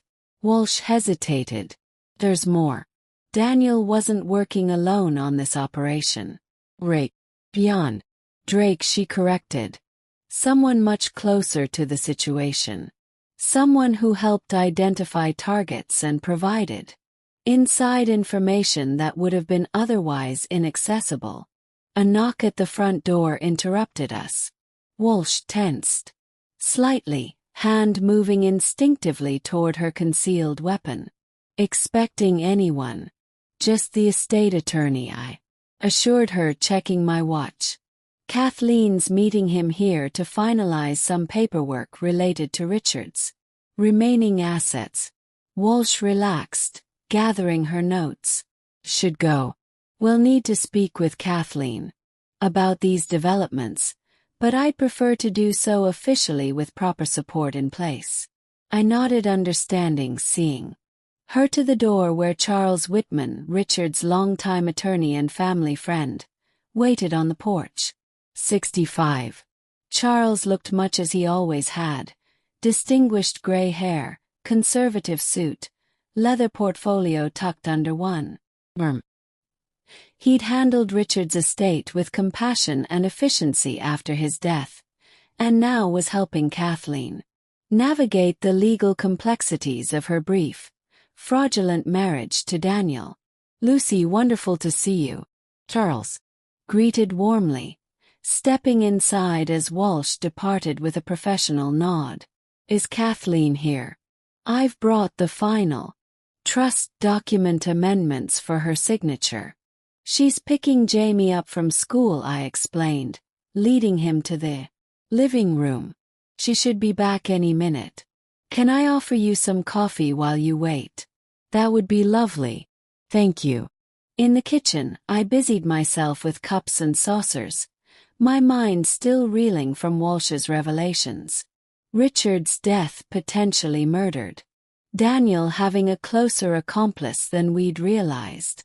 The methodical planning, evident in his research materials. I carried the coffee tray back to the living room, finding Charles examining the contents of the evidence box. Richard's journal open in his hands. Richard's journal," he commented, his tone casual. I'd wondered where this had gone. So many useful details. Something in his phrasing stopped me cold in the doorway. "Useful details." Charles looked up, catching my expression, and something shifted in his. The warmth vanishing, replaced by cool calculation I'd never noticed before. "You really should have left well enough alone, Lucy," he said quietly. "Daniel had a good plan. Clean, efficient, minimal collateral damage. Jamie's trust would have been accessed legally through proper channels, with legitimate appearing psychological treatment. No one would have been hurt." The coffee tray slipped from my suddenly numb fingers, cups shattering on the hardwood floor. "It was you," I whispered, the final piece clicking into. "Terrible place. You helped him target Kathleen after Richard died. You knew about Jamie's trust because you helped establish it." Charles sighed, setting the journal aside with meticulous care. "Daniel and I have worked together for years. I identify potential targets through my legal practice. People with significant assets, minimal family connections, exploitable vulnerabilities. He executes the acquisition phase. We share the proceeds. A perfectly complementary partnership." My mind raced through implications. The other wives, some were my clients directly, others came through professional referrals. The legal profession provides remarkable access to people's financial and personal circumstances. He smiled thinly. Though I must say, Daniel got sloppy with Kathleen, too emotionally invested. I warned him that targeting a younger woman with a child involved unnecessary complications. "And Richard," I managed, my voice barely audible. "Did you help murder him too?" Charles waved dismissively. "A business decision. Richard's company was facing a potential hostile takeover. The stress alone might have triggered his heart condition eventually. We simply accelerated the timeline." As he spoke, I became aware of my phone in my pocket, the voice memo application still running from when I'd been dictating notes earlier, and never stopped the recording.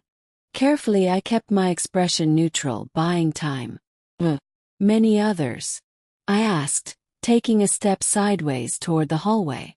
"Besides Daniel's wives, over the years," Charles considered this with disturbing casualness. 14 successful operations. Daniel handled the marriages and relationship aspects. I managed the legal framework, ensuring clean access to assets through properly executed Documents. His eyes narrowed slightly. Where is Kathleen exactly? Traffic probably, I replied, taking another subtle step toward the hallway where my purse containing my handgun sat on a side table. Why did you tell me all this, Charles? You must realize I'll go to the police immediately. His smile chilled me. And tell them what? The respected attorney who served this community for 40 years confessed to being a criminal mastermind. Without evidence, you'll sound as paranoid as Daniel claimed. He glanced at his watch. In any case, this conversation is purely academic. I'm not leaving loose ends this time. He reached into his portfolio, withdrawing not documents, but a syringe similar to the one Daniel had threatened Kathleen with. Succinylcholine. I recognized aloud. Daniel's preferred method. Efficient and virtually undetectable, Charles confirmed, rising from his seat. Tragic case of cardiac arrest in an older woman with a family history of heart problems. Stress from recent traumatic events likely contributed. He'd done his research on me as well. Of course he had. As he stepped toward me, the front door opened behind me and Kathleen's voice called out, "Mom, why is there a police car out front?" Something happened. Charles hesitated, the syringe half concealed against his leg.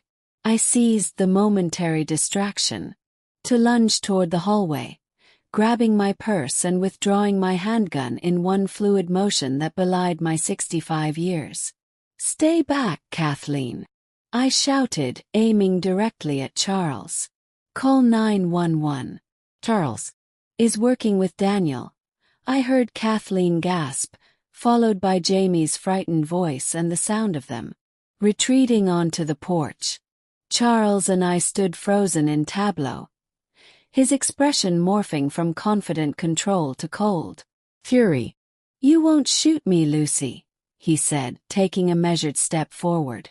"Not in your own living room. Not someone you've known for 20 years. I centered the sights on his chest, my hands perfectly steady. "I will if you take one more step. I've already lost one son-in-law to you people. Never again." The wail of approaching sirens penetrated the tense silence. Relief flooded through me as I realized the police car Kathleen had spotted wasn't a coincidence. Detective Walsh must have remained nearby, perhaps intending to return after I'd had time to process her revelations about Richard. Charles heard it too, calculation replacing confidence in his expression. With sudden decision, he lunged toward the back of the house. I fired once, the bullet striking his shoulder and spinning him against the wall. He slumped to the floor, the syringe skittering across hardwood, his expression a mixture of pain and disbelief. "You shot me," he gasped, clutching his bleeding shoulder. "You actually shot me. I told you I would," I replied, keeping the gun trained on him as heavy footsteps pounded up the porch steps behind me. "You should have believed me." As officers flooded into the house, securing Charles and calling for medical assistance, I finally lowered my weapon, hands shaking with delayed reaction. Detective Walsh appeared at my side, gently taking the gun. "We heard everything on the radio," she said quietly. "Your phone call came through just as I was pulling away." Kept the line open the entire time. I hadn't made any call, then remembered the voice memo still recording in my pocket. Somehow, I must have triggered the emergency call function while documenting his confession. Kathleen rushed to me. Jamie held protectively behind her. "Mom, are you okay?" "What happened?" I embraced them both, the full impact of what we'd narrowly escaped washing over me. "It's over," I assured them, watching as officers led a handcuffed, wounded Charles from the house. Really, over this time in the months that followed, Charles Whitman's arrest blew the conspiracy wide open. His detailed records, seized from his office safe, provided evidence that connected all 14 operations across multiple states. Additional accomplices were identified and arrested. Restitution processes began for victims' families. Richard's death was officially reclassified as homicide. A year after that fateful wedding reception, we stood together, Kathleen, Jamie, and I, in the garden of Kathleen's new home across. A simple memorial stone for Richard rested beneath a flowering cherry tree, finally giving us the closure that had been denied when we believed his death was natural. I still can't believe Charles chose our family, Kathleen said quietly as Jamie arranged small stones around the memorial. After knowing us for so long, that's what made us perfect targets, I replied. Familiarity created trust, and trust created vulnerability. Jamie looked up from his careful arrangement of stones. Grandma Lucy, is it okay that I sometimes still feel scared when I meet new people? I knelt beside him, choosing my words carefully. It's okay to trust your feelings, Jamie. That's what saved us. Remember your warning about what you saw under that table? He nodded, thoughtfully.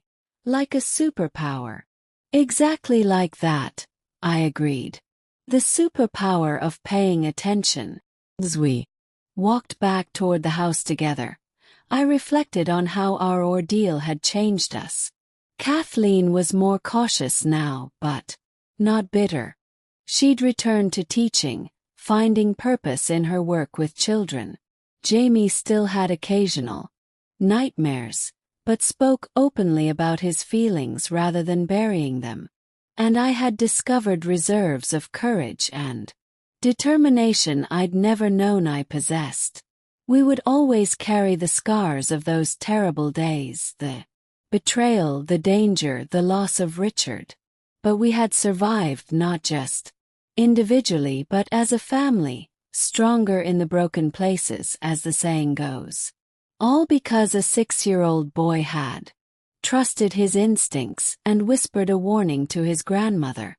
Grandma Lucy, Jamie called from ahead where he'd raced up the porch steps. Can we have cookies for lunch? I promised to eat vegetables for dinner. I laughed, the sound free and genuine. Cookies for lunch. That's outrageous negotiation, sir. Is that a yes? He asked. Hopefully. It's a maybe, I replied, climbing the steps to join him. And in this family, that's practically a yes. Some battles, after all, aren't worth fighting, especially when you've already won the war. The story continues in the next chapter in the next linked video. But first, I need you to subscribe to join the family as we are looking forward to hit our first 10,000 subscribers target, and feel free to share your story in the comments. You matter, your voice does too.